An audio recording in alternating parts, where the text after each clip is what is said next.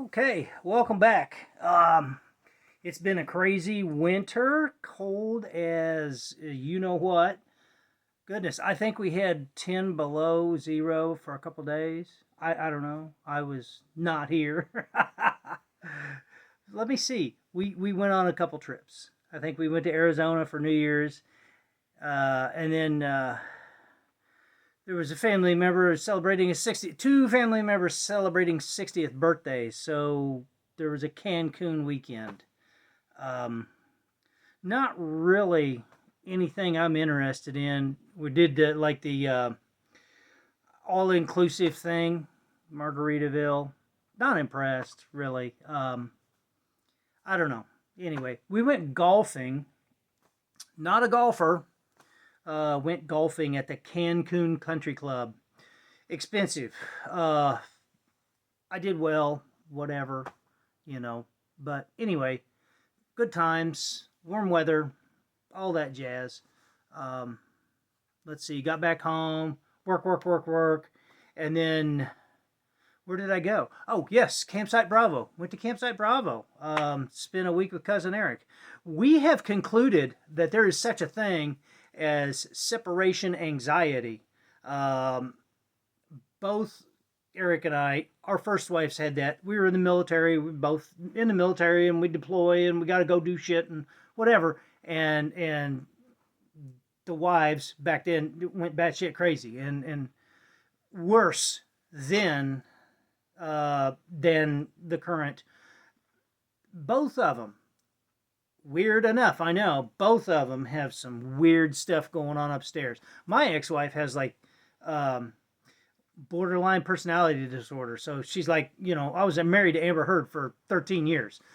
So it was it was a mess. It was just a hot mess every time I had to go anywhere. And that was for work. I'm going for work and she feels that she's got to be mad about it and have relations with the neighbor downstairs. Not okay. Not okay. Anyway, whole mess. Sherry's so much better, so much better. But regardless, we have documented about the 72-hour mark is when the wives, not all, but I'm going to bet the majority of wives start to lose emotional stability. Not saying anything bad now. Don't get all excited, but I'm just saying that's the way it seems to be. 72 hours, especially when the temperature's 10 below zero. Sherry's like, "What am I gonna drive to work? I can't drive it." I said, "Well, you got your Jeep." She said, "Oh, I'll freeze. My fingers will freeze, and I won't have any fingers, and I'll die, and I won't be able to work." And it's a whole deal. I'm not kidding. Of course, there was a kind of a death in the family the week prior, and then the cold weather. And she's like, "Does the Suburban have 4-wheel drive?" I said, "Yeah, the Suburban has 4-wheel drive." The weather was shit. Temperatures were terrible. There was snow, but it wasn't anything that she couldn't handle. But it's all the poor little me. I'm all alone. I'm all alone. I'm not. Might as well not even be married. That whole thing. And don't bullshit around. You know what I'm talking about. You know. Anyway, yeah, it was after the 72-hour mark. It was kind of difficult to deal with the drama on the phone, text message. She did go out Friday with some friends. Went to see this band from Iowa, up by Dubuque. Not Quite Brothers. Really good band. The lead singer and his brother. His brother plays like a lead guitar, and then they got another guy that plays lead guitar, and then they got a guy that plays bass, and then they got the drummer who appears to be the oldest guy in the band, and he looks like he got the drum set out of a church auction. But man, they are tuned in and on point. Awesome. The lead singer guy, I swear to God, he watched Roger Daltrey every day of his life growing up because that's what he emulates. He's got the curly hair and he does the microphone thing and the whole 9 yards. And he does a fantastic job. They do covers of everything. Look them up, Not Quite Brothers. They did a cover of Folsom Prison Blues. You'll really like that. It's kind of a breakdown and it is badass. Anyway, yeah, went to Mexico and did a little bit of shopping. Went to swim like in these sinkholes, the cenotes, and really beautiful, clear water, fresh water. There was a lot of minerals in it because I was floating. I normally do not float. I am the kind of person that sinks to the bottom of the pool when I jump in. So if something happens to me and I hit my head, there better be somebody there to save my ass because I ain't going to be able to float like some people float like a cork. Not I. Anyway, the people that own this place that we went to out in the jungle, they also own a distillery, and they distill tequila, of course, like everybody down there. And they're always like, well, you got to have the blue agave, and it's got to be great. And our tequila is the best tequila we can make. And of course, they don't make a whole lot of it, but we bought some. Where's it at? Oh, here it is. Okay, now this is a liqueur. It's a coffee liqueur. Palacios. Can you read that? Anyway, it's 14% alcohol by volume, so it's a liqueur. It's not, it's not a coffee whiskey. It's not, but it is made out of tequila. And Sherry can't have tequila. Several years ago, our friends at the local Mexican restaurant, they thought for her birthday they'd give her like a double shot of tequila and a triple shot of tequila, and by the time she left it was very bad, very bad. And she's like, I'll never drink tequila again. And to this day she hasn't. Well, when we were down there, God, this nylon string is a mess. They poured us little cups, and I don't know, 8 maybe. They weren't shots, they were just like a half ounce, if that. And they gave me one and they gave her one. And of course, she took a little bitty sip and she's like, nope. She handed it to me. So I got double shots of everything. Woo! And the coffee, I think she drank the coffee. But anyway, it's really good. I'm going to have another little shot of it. We bought a bottle. It smells like coffee. It does smell divine. If you are in Mexico, that's the only, you can't buy it up here. So you have to travel to Cancun to get it. But yeah, definitely I would recommend, if you like coffee stuff, I would buy one of these. Not cheap, but very good. I'm going to pour just a little bit here. And this would be something that you'd want to drink over ice, or with some maybe French vanilla creamer in there. Some liquors tend to break the cream. Your cream will break on you and it'll look curdled. But I think it'd probably mix up all right. I don't know. Anyway, we're gonna try this. It's got a strong coffee odor. It's got a ton of sugar. It's very sweet. So if you do add French vanilla creamer, get the unsweetened French vanilla creamer.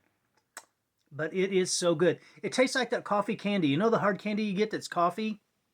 It tastes just like that. You can't even taste the tequila in it. I could sit here and drink this whole bottle right now. Maybe with some ice. Just amazing stuff. Amazing.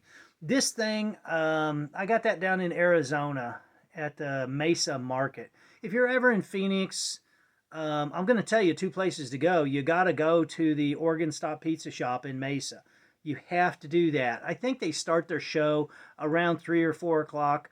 Now, usually it's, there's 2 guys that do it, and they're both younger guys. But one of the younger guys, his dad was the original player of this. This is the largest functioning Wurlitzer organ, I want to say in North America, possibly the world. It is not the largest console. I think the largest console is in Calgary or Alberta, but it does not function. This thing is functioning, and the building takes up about a quarter of a city block, and the entire building is an organ. You have to go see it. It is phenomenal. It is something you want to put on your bucket list.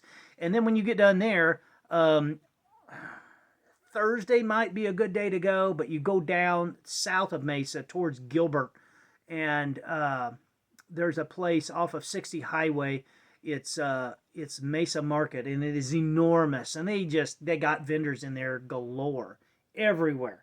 Kind of neat, kind of neat. You just go in there. It's kind of like it's not really a flea market because most of the stuff is new, but anyway, really, really cool experience if you go down there and do that. And we do that.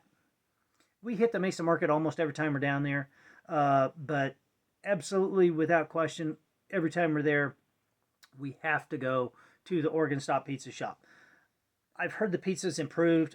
I don't know, don't care. They got cold beer. I had one beer, I think. I'm not a beer drinker, as you can tell. So something else I bought down there when we were at this Margaritaville adults only place is this stuff here, made with anise, whatever.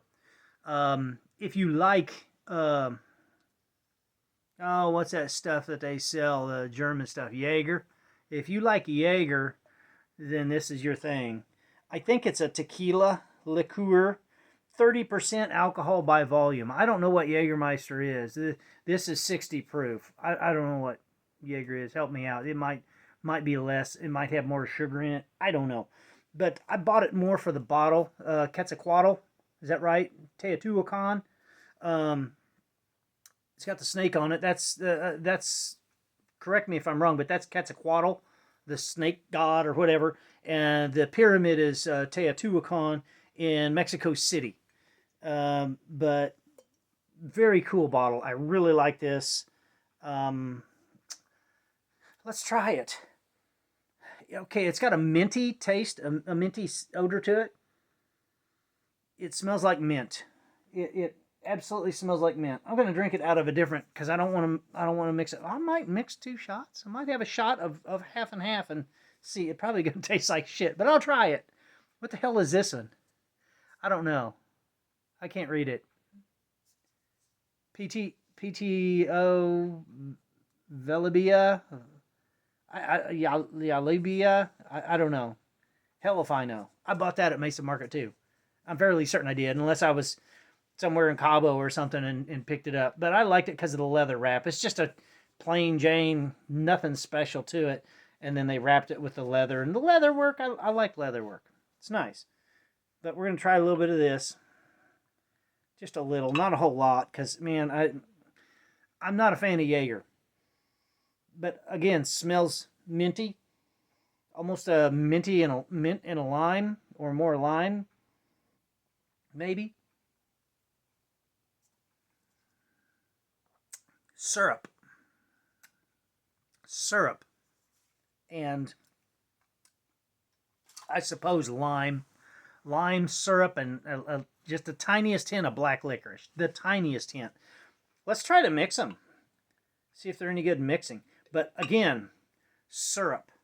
A lot of fucking syrup. So if you're going to mix it with a tonic water. And not like a ginger ale, because your ginger ale is going to have sugar. I'm going to put that back on the shelf. I don't want anything to happen to that bottle. And then let's throw a little coffee in there and see if it's any good. I mean, I'm willing to try if you are.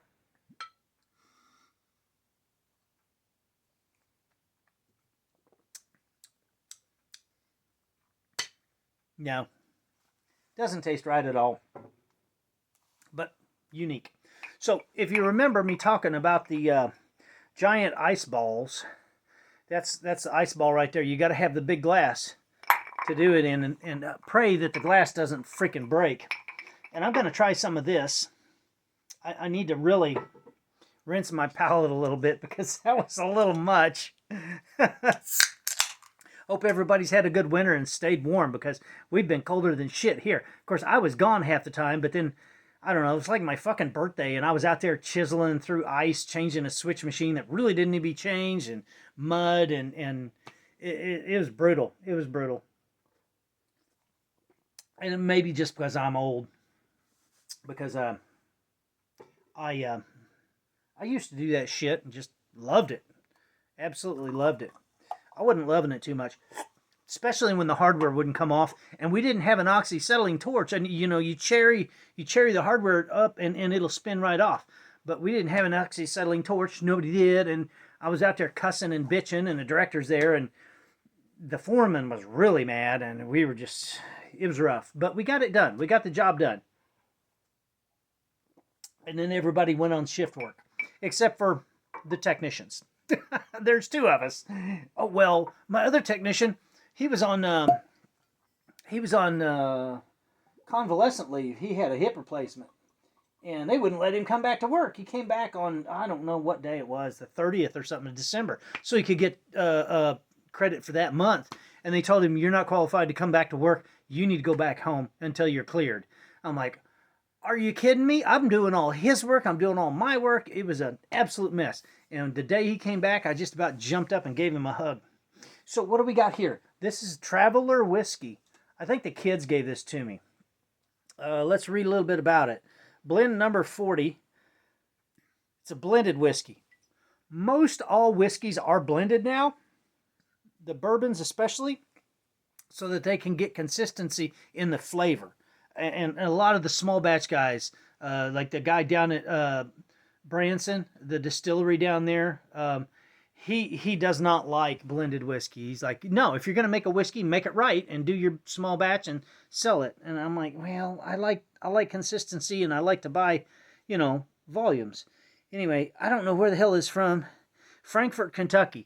Buffalo Trace whiskey. So their Buffalo Trace bottled this, distilled it and bottled it. They didn't distill it. This has got multiple whiskeys that have been distilled and blended in here to get a good consistency on the flavor as a bourbon. And I don't like rye, so hopefully there's not much rye in it. I smell rye in it. Sorry to say.